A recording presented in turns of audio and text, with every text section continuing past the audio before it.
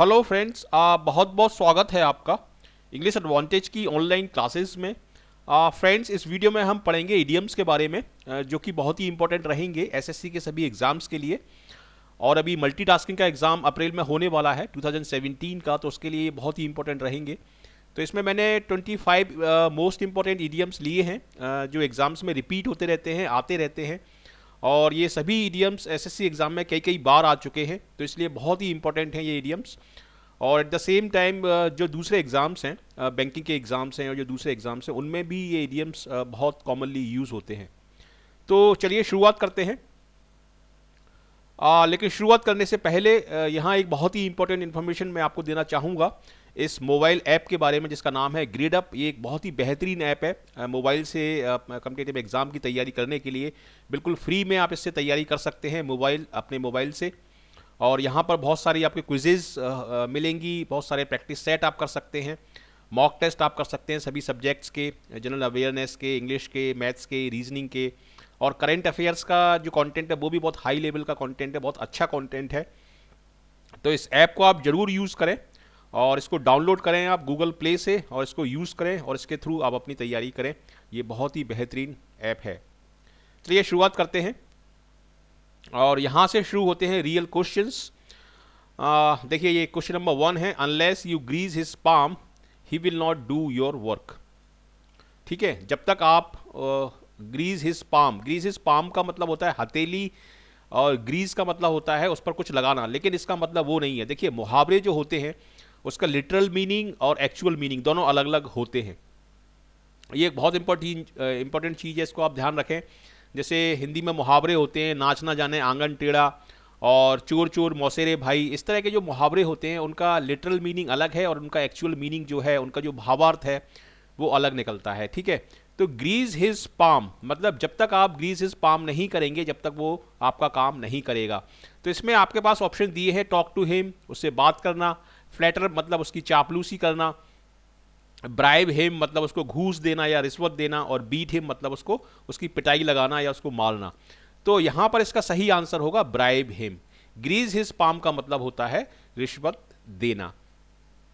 तो इसको आप ध्यान से सीखिए, ये बहुत ही इंपॉर्टेंट है और ये रिपीट होता रहता है, ये वाला इडियम, ये काफ़ी इंपॉर्टेंट है। तो इस तरीके से आपसे पूछा जाएगा मल्टीटास्किंग एग्जाम में। एक सेंटेंस दिया होगा और सेंटेंस में एक पर्टिकुलर पार्ट या तो बोल्ड होगा या अंडरलाइन होगा, और उस पार्ट का आपको मीनिंग बताना है। क्वेश्चन नंबर 2 देखते हैं, beat somebody to it. Beat somebody to it का क्या मतलब होता है? इसका मतलब होता है कि सपोज आप दो लोग हैं, आप दो फ्रेंड्स हैं और कहीं पर जा रहे हैं, आप फॉर्म लेने जा रहे हैं या किताब लेने जा रहे हैं, तो आपका फ्रेंड आपसे पहले वो चीज़ ले लेता है, या किताब ले लेता है या फॉर्म ले लेता है, या किसी भी काम को वो आपसे पहले कर देता है।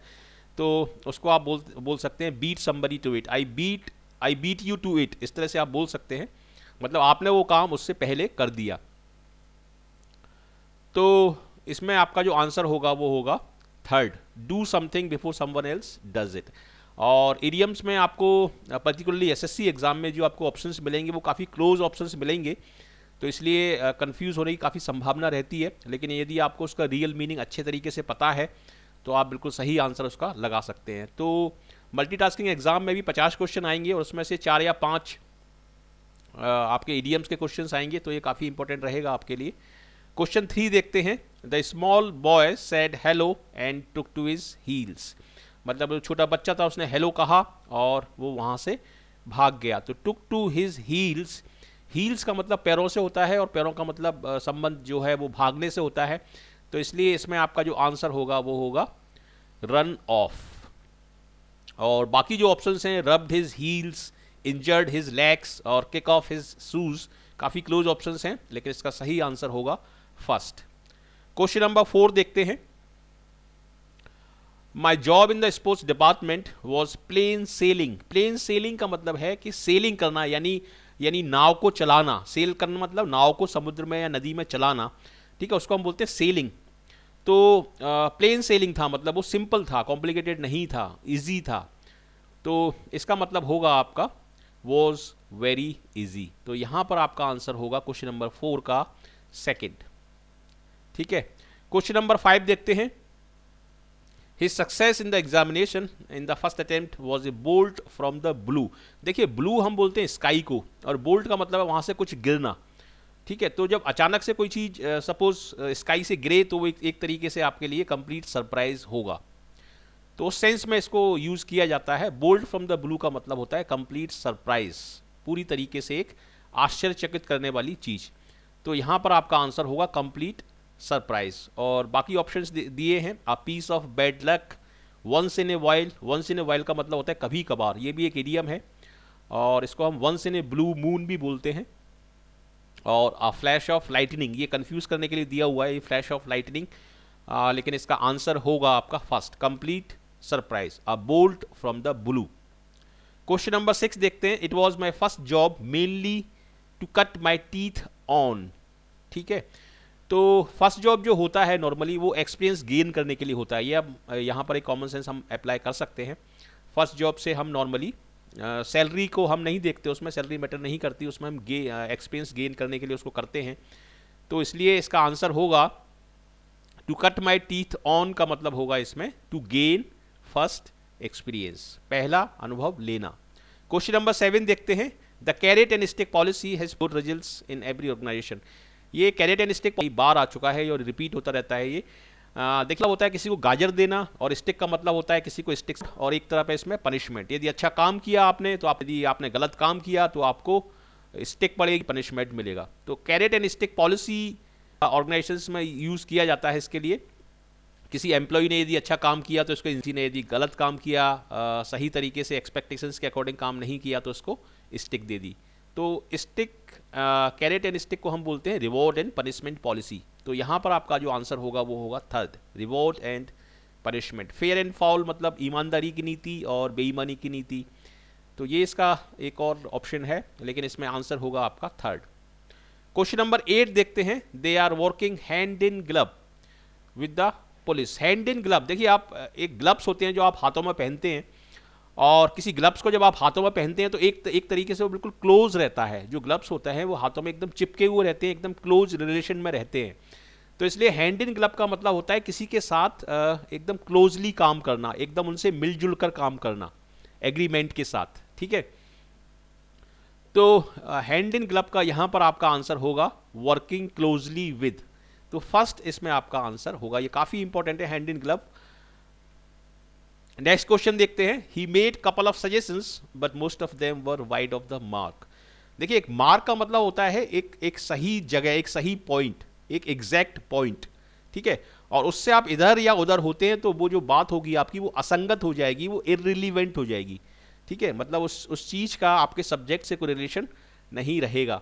तो यहाँ पर वाइड ऑफ द मार्क का मतलब होगा इररिलीवेंट। क्रूशियल का मतलब बहुत इंपॉर्टेंट होता है, इंपॉर्टेंट का मतलब महत्वपूर्ण, सिंपल का मतलब इजी।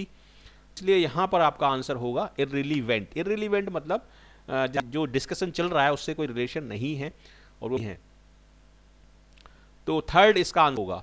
क्वेश्चन नंबर 10 देखते हैं। The Indian soldier fought tooth and nail with the attackers of Pakistan. Soldier था, उसने पाकिस्तान के अटैकर्स से बहुत अच्छी तरीके से उसने लड़ाई की। देखिए, जब हम किसी से लड़ाई का बहुत यूज करते हैं, एक तो दांतों का मतलब दांत हम उसको अटैक करेंगे उसको, या नेल से हम नेल उसमें घुसा देंगे। इस तरीके से इन दोनों ऑर्गन्स का, बॉडी ऑर्गन्स का बहुत यूज होता है जब हम बहुत एग्रेसिवली किसी से लड़ते हैं, टूथ एंड नेल। ठीक है, तो टूथ एंड नेल का मतलब होता है कि किसी से उस काम को मतलब स्ट्रेंथ के साथ और एग्रेसिवनेस के साथ करना। तो यहां पर आपका आंसर होगा first, with strength and fury, ये इसका आंसर होगा। और काफी क्लोज ऑप्शंस दिए हैं इसमें। यूजिंग अनफेयर मीन्स, ठीक है, विद वेपन्स, हथियारों के साथ लड़ना और बिना हथियारों के लड़ना। लेकिन टूथ एंड नेल का मतलब होता है स्ट्रेंथ के साथ और एग्रेशन के साथ कोई काम करना। नेक्स्ट देखते हैं। Everybody in the office picks on him, मतलब हर कोई उसको पकड़ लेता है और उसको मजाक बनाता रहता है, उसकी हंसी उड़ाता रहता है। पिक्स ऑन हिम का ये मतलब होता है। तो यहाँ पर पिक्स ऑन हिम का मतलब निकलेगा ट्रीट हिम बैडली, उसके साथ गलत व्यवहार करना। क्वेश्चन 12 देखते हैं। His argument for his suitability for the job cut no ice with me. मतलब एक इंटरव्यू चल रहा है और वहाँ पर वो आर्ग्यूमेंट दे रहा है एक बंदा जो बैठा हुआ है कि मैं बहुत सूटेबल हूँ इस जॉब के लिए, लेकिन उसके जो आर्ग्यूमेंट्स हैं उसका जो दूसरा व्यक्ति है जो इंटरव्यू ले रहा है उस पर कोई प्रभाव नहीं पड़ रहा। Cut no ice with someone का मतलब होता है कि उसके ऊपर कोई प्रभाव नहीं पड़ना। तो यहां पर आपका आंसर होगा third, had no influence on me. Cut no ice with me मतलब had no influence on me. Question 13 देखते हैं, only my parents stood by me during my difficult times, मतलब मेरे बुरे समय के दौरान केवल मेरे पेरेंट्स मेरे साथ खड़े थे, मुझे सपोर्ट कर रहे थे। तो स्टूड बाय मी ये सेकेंड फॉर्म है, इसका फर्स्ट फॉर्म होगा स्टैंड बाय। ठीक है, स्टैंड बाय, तो यहां पर आपका आंसर होगा सपोर्ट, स्टैंड बाय। क्वेश्चन 14 देखते हैं, that joke by the lady really broke the ice at the meeting. Break the ice का मतलब होता है जैसे आप किसी मीटिंग में गए हैं और सारे लोग स्ट्रेंजर्स वहां पर बैठे हुए हैं, करीब 10-12 लोग, और 10-12 लोग बैठे हैं वहां पर, और सारे लोग फर्स्ट टाइम एक दूसरे से मिल रहे हैं, सारे लोग अजनबी हैं। ठीक है, तो बड़ा एम्बेरसिंग सा फीलिंग होता है वहां पर, एक टेंशन क्रिएट हो जाता है क्योंकि सब लोगों को ये लगता है कि कौन पहले बोले। ठीक है, तो ब्रेक द आइस का मतलब होता है कि कोई व्यक्ति कुछ कर देता है या कुछ बोल देता है और एकदम से जो माहौल होता है वो रिलैक्स्ड हो जाता है। तो ब्रेक द आइस का मतलब स्टार्ट कॉन्वर्सेशन भी होता है, या start doing something to remove tension, ये भी इसका मतलब होता है ब्रेक द आइस। तो यहां पर क्वेश्चन 14 का आपका जो आंसर होगा वो होगा fourth, removed tension bye starting conversation. Fourth यहां पर आपका आंसर होगा ब्रेक द आइस। ठीक है, क्वेश्चन 15 देखते हैं, this company is progressing by leaps and bounds. ये कई बार एसएससी सीजीएल एग्जाम में आ चुका है। ये पूरा वीडियो आपका SSC CGL tier 1 and tier 2 के लिए भी बहुत ही इंपॉर्टेंट रहेगा, सीएचएसएल के लिए, मल्टीटास्किंग एग्जाम के लिए, सभी के लिए बहुत ही इंपॉर्टेंट रहेगा। तो लीप्स एंड बाउंड का मतलब होता है बहुत तेजी से बढ़ना, तो यहां पर आपका आंसर होगा रैपिडली या वेरी। क्वेश्चन 16 देखते हैं, we can not give in to his unreasonable demands. देखिए गिव इन में काफी अंतर होता है, स्टूडेंट्स कंफ्यूज हो जाते हैं इसमें। गिव का मतलब होता है क्विट या छोड़ देना, और गिव इन का मतलब होता है सरेंडर कर देना, और सरेंडर वर्ड है वो है ईल्ड। तो यहां पर आपका आंसर होगा 4। 17 देखते हैं, if you bring a car into the city you have to pay through the nose for parking it. Pay through the nose का मतलब होता है काफी ज्यादा प्राइस किसी के लिए देना। ठीक है, तो यहां पर आपका आंसर होगा पे टू मच, बहुत ज्यादा एक्सेसिव अमाउंट किसी चीज के लिए देना। उसकी प्राइस 10 रुपए है और आपने दे दिए 100 रुपए, तो उसको बोलेंगे pay through the nose. Some people eat like a horse. Eat like a horse, घोड़े की तरह खाना।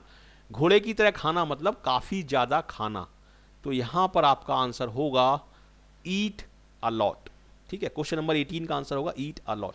क्वेश्चन नंबर 19 देखते हैं, when he said he did not want to join that company it was an about turn। about turn का मतलब होता है complete change of opinion, एकदम से अपना विचार पूरी तरीके से बदल देना, उसको हम बोलते हैं about turn। तो यहां पर आपका आंसर होगा complete change of opinion, यानी अपना विचार पूरी तरीके से बदल देना, an about turn। Question number 20 देखते हैं, during the motivation seminar he was all years. All years मतलब एकदम एकदम ध्यान पूर्वक किसी चीज को सुनना, तो ऑल ईयर्स का मतलब होता है अटेंटिव, ये भी काफी इंपॉर्टेंट है। आई वॉज ऑल ईयर्स मतलब मैं पूरी तरीके से अटेंटिव था। क्वेश्चन नंबर 21 देखते हैं, he is considered a black sheep of his locality. Black sheep का मतलब होता है जिसकी इमेज अच्छी नहीं है, जिसकी रेपुटेशन अच्छी नहीं है, उसको हम बोलते हैं ब्लैक शीप। तो बी क्वेश्चन नंबर 21 का आंसर होगा आपका सेकंड। 22 देखते हैं, we can safely say that he is a dark horse of our team. Dark horse का मतलब होता है एक छुपा हुआ रुस्तम। ठीक है, छुपा रुस्तम जिसको हम बोलते हैं, जिसके अंदर काफी क्वालिटी है, काफी कैलिबर है, लेकिन वो उसको शो ऑफ नहीं करता, बताता नहीं है, लेकिन जब टाइम आता है तो अपनी क्वालिटीज को वो शो ऑफ करता है, और किसी भी व्यक्ति के लिए, किसी भी टीम के लिए वो एक डार्क हॉर्स बन जाता है। तो डार्क हॉर्स का मतलब होगा पर्सन विद हिडन एबिलिटीज। ठीक है, छुपा रुस्तम। 23 देखते हैं, she was a little nervous because it was his maiden speech. तो मेडन स्पीच का क्या मतलब है यहां पर? मेडन स्पीच का मतलब होता है फर्स्ट स्पीच। जब आप फर्स्ट टाइम कोई भी काम करते हैं तो उसको हम बोलते हैं मेडन। तो मेडन स्पीच मतलब first speech. As an actor it was his swan song. Swan हम बोलते हैं हंस को, और हंस बारे में ऐसा कहा जाता है कि वो अपनी डेथ से पहले एक बहुत ही खूबसूरत गीत गाता है जब उसकी डेथ होने वाली होती है तो वो जो गीत होता है वो उसका आखिरी गीत होता है हंस का, ठीक है। तो स्वान सॉन्ग का मतलब होता है लास्ट एक्ट, किसी भी व्यक्ति का, चाहे वो एक्टर हो, सिंगर हो, क्रिकेटर हो, उसका जो लास्ट एक्ट होगा, कोई भी लास्ट, ठीक है, तो उसको हम बोलते हैं स्वान सॉन्ग। जैसे क्रिकेट में यदि उसकी कोई लास्ट इनिंग है, वो रिटायरमेंट लेने वाला है, तो जो आखिरी जो इनिंग होगी उसकी, कोई आखिरी गाना गा रहा है, तो उसको हम बोलते हैं स्वान सॉन्ग यानी लास्ट एक्ट। क्वेश्चन नंबर 25 को देखते हैं। There is a lot of red tapism in the government sector. Red tapism को हम हिंदी में बोलते हैं लाल फीताशाही, ठीक है। लाल फीताशाही ये गवर्नमेंट सेक्टर में, ब्यूरोक्रेसी में बहुत ज़्यादा डिपार्टमेंट्स में फाइल्स होती हैं और फाइल्स के ऊपर की फाइल्स होती हैं और फाइल्स के ऊपर एक लाल रंग का फीता लगा हुआ रहता है, जिसका मतलब होता है कि किसी भी काम को करने के लिए काफ़ी सारी फॉर्मेलिटीज़ से आपको गुजरना होता है, फिर डिले होता है उसमें। तो एक्सेसिव रेगुलेशंस जो होते हैं, रूल्स एंड रेगुलेशंस, उसको हम बोलते हैं रेड टैपिज्म। तो ये काफ़ी अच्छा इडियम है। और सेकंड इसमें आपका आंसर होगा नेपोटिज्म का मतलब होता है भाई भतीजावाद, और प्रोक्रेस्टिनेशन का मतलब होता है डिले, ब्राइबरी का मतलब होता है रिश्वत। तो यहाँ पर सेकंड आप, तो ये 25 इडियम्स मैंने इसमें आपको बताए हैं, ये सी एग्जाम्स के लिए और बैंकिंग एग्जाम्स के लिए बहुत ही इंपॉर्टेंट रहेंगे। इस वीडियो को आप कई बार देखें, और इस इंग्लिश एडवांटेज चैनल पर जिसको आप अभी देख रहे हैं, इस पर जितने भी वीडियो हैं, 350 के आसपास वीडियो हैं, सारे के आपकी बहुत ही अच्छी तैयारी हो जाएगी सभी एग्जाम्स के लिए। में जाके चाहे वो क्लोज टेस्ट के हो, चाहे रीडिंग कॉम्प हो, चाहे वो एरर्स के हों, ठीक है, सारे वीडियो देखें आप। वोकेबलरी के भी काफ़ी सारे वीडियो हैं इस चैनल पर, तो सारे वीडियो देखें, डेफिनेटली आपको बहुत ही सेंस आएगा इन वीडियोज़ को देखने से। तो कैसा लगा आपको ये इडियम्स का प्रेजेंटेशन? यदि अच्छा लगा तो ज़रूर इसको लाइक करें, शेयर करें अपने फ्रेंड्स के साथ, और कमेंट करके मुझे बताएंगे कैसा लगा आपको। और यदि आपने अभी तक इस चैनल को सब्सक्राइब नहीं किया है तो ज़रूर हमारे साथ जुड़िए। आपका बहुत बहुत स्वागत है इस चैनल पर, और आप हमारे साथ जुड़ते हैं तो आपको नोटिफिकेशंस, वीडियो के नोटिफिकेशंस टाइम पर मिलेंगे, और आप बेहतरीन तैयारी में कर सकते हैं। तो ज़रूर हमारे साथ जुड़िए। आपका thank you very much for watching this video, and I wish you all the best for your bright future. Thank you.